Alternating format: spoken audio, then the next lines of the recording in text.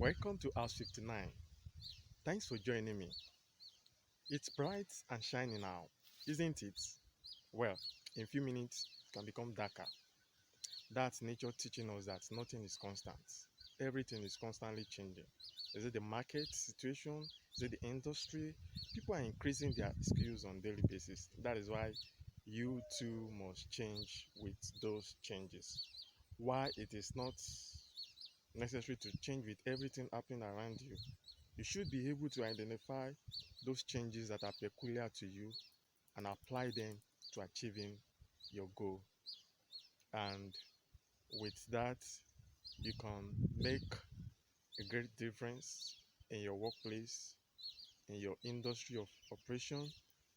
More importantly, you need to be aware of what is going on around you so that you can apply those changes to yourself as they happen. That's how to refuse to settle.